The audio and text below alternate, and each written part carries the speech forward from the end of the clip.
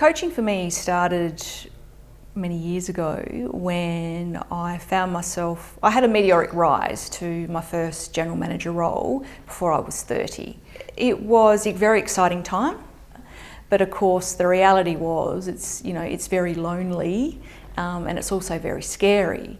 I was the youngest by probably about 10 years and I was also the only female.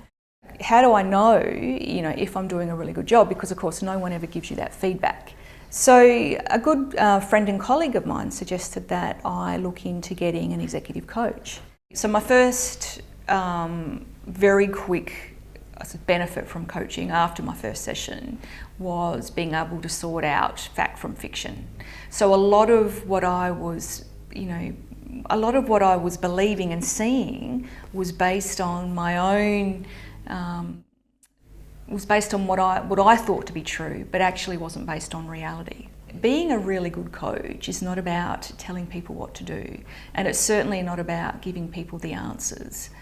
Coaching is all about asking the right questions to get people to change the way they think or look at things from a different perspective.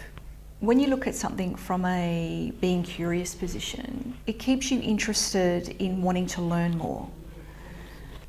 Wanting to learn more about what you might be avoiding, wanting to learn more about why did someone react or behave in the way they do.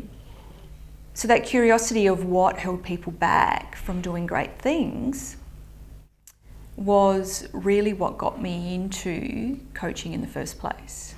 Clients will engage my services as a coach for many reasons. It could be that they want to be a more effective leader. It could be they want to be a better communicator. It could be that they want a career change but they don't know what. Or they could just be feeling really stuck.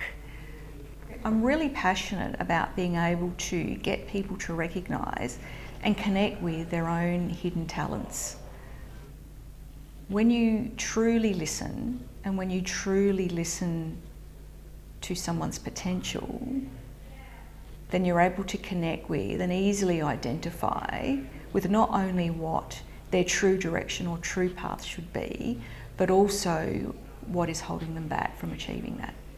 I'm really good at planning and I'm really good at being able to identify what are those actions that you need to take to get from A to B. And it's not uncommon that many of my clients find this really hard. So even the best project planners find it really hard sometimes when it comes to talking about themselves and putting actions in place for their own goals. So I usually say, it reminds me a little bit of, the Albert Einstein quote. It's one of my favourite quotes of, you don't need to see the whole staircase before you take the first step. And that first step can actually be really quite small. The most rewarding thing for me as a coach when I'm working with clients is to see their progress that they make. I truly understand all of the challenges and fears and uncertainty that comes with working in leadership roles. I also understand, the feeling of not fitting in when maybe you fall outside of a restructure. But what I've come to know is that by taking a risk and trying something new and thinking about things in a different way, the rewards are truly great.